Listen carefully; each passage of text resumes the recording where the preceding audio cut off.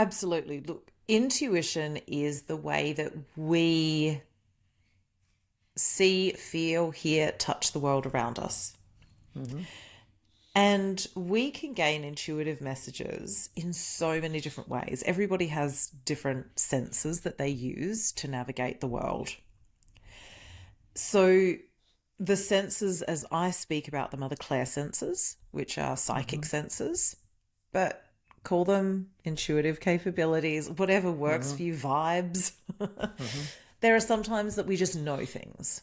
Hmm. Something drops in a mail slot in our head and we go, I don't know how I know that's true, but I know that's true. That's Hmm. claircognizance. Clairvoyance is the one that people talk about the most. That is clear seeing.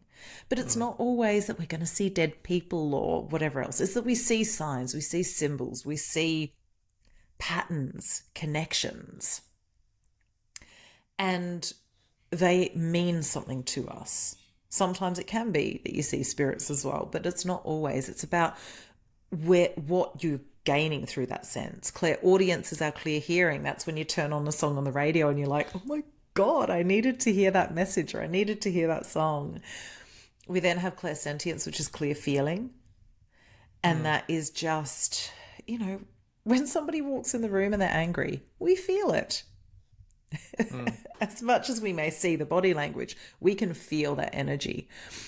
And Mm. it's that clear feeling. It's feeling the things around you. It's feeling the intuition. It's feeling the signs and symbols that are being sent to you. And then you have clear salience and clear gustance, which is clear smell and clear taste. So sometimes, you know, if I smell fresh coffee beans, I often know my grandmother's here in spirit.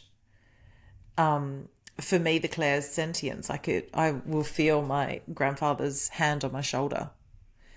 From when I used to go and I'd fill up his glass of red wine when he was still alive and hand it to him while he was cooking the barbecue, and he'd put his hand on my back and we'd have a little chat.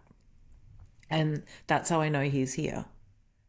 And so there are different ways that we can tune into these messages, these symbols. And the more we open to it, the more we practice with it, because we all have the capability to use these Mm. senses in such beautiful ways that help to guide us.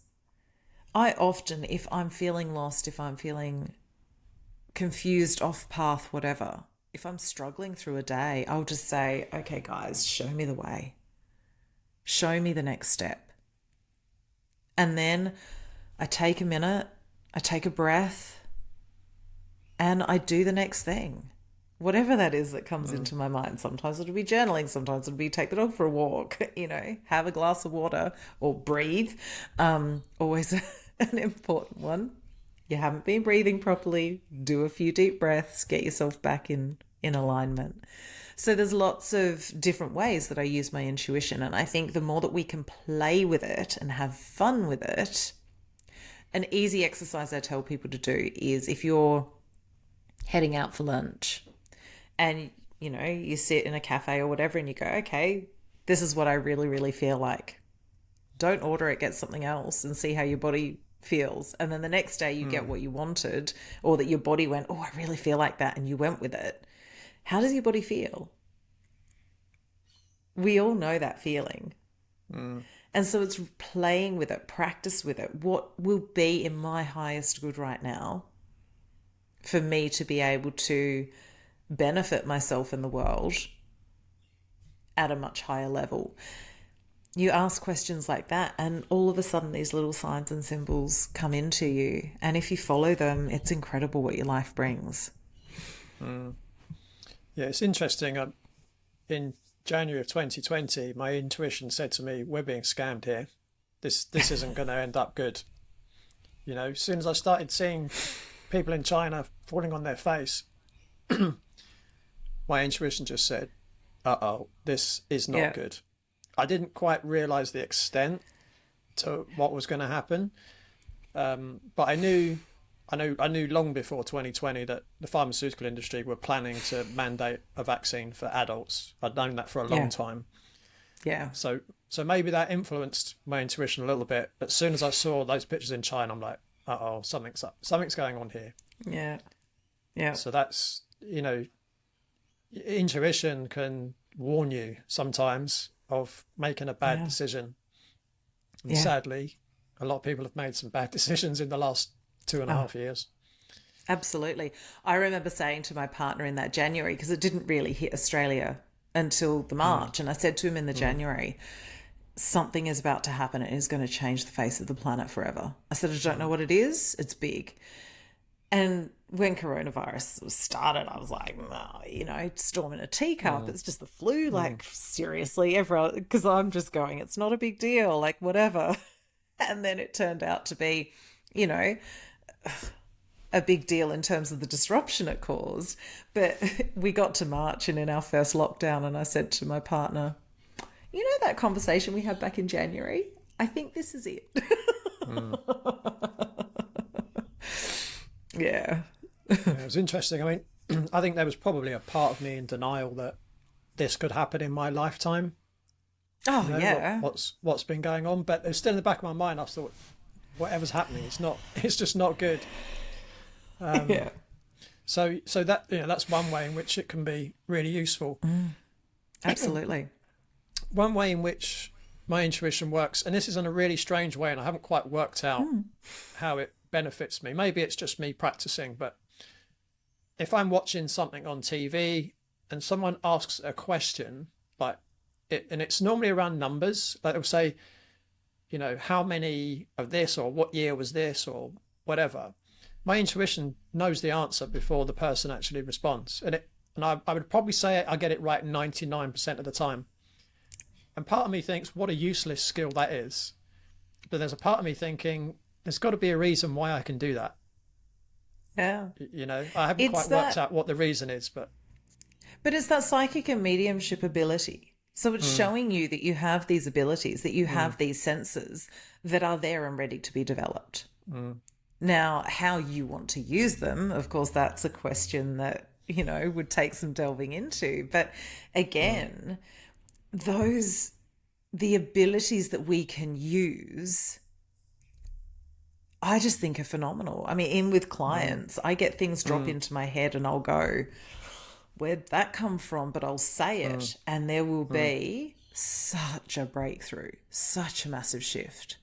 mm, And they're the ones that I trust. The hardest thing for me to learn in kinesiology was to speak before I thought, because that initial bit is your subconscious, it is the psychic abilities, it is the mm, intuition, it is the wisdom.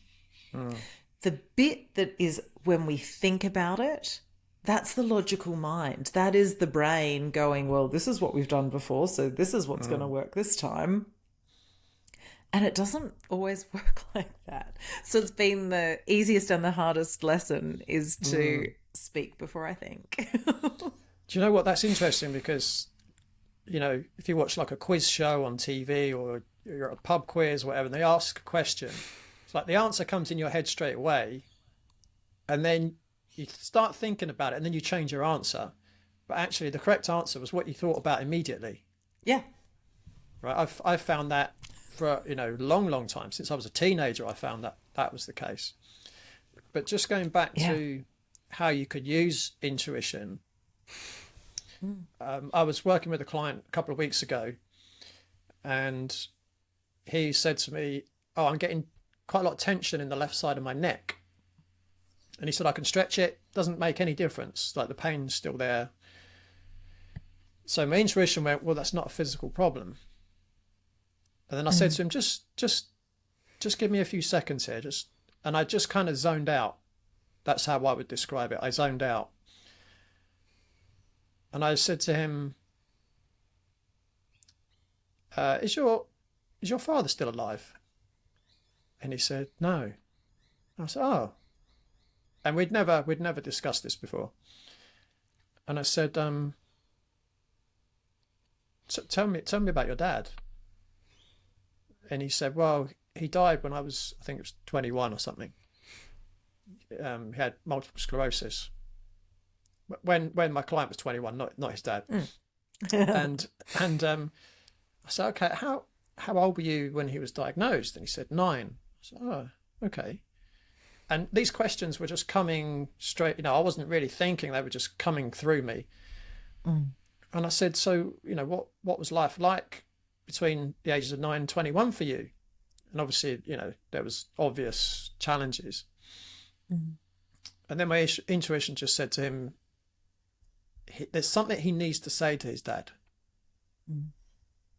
He needs to communicate something. Obviously, the neck is the fifth chakra, right? It was the Mm. chakra of communication. And then my intuition said, he needs to draw what he needs to communicate to his dad. So I set him some homework to draw a mandala and to write a poem entitled My Message to You. Mm.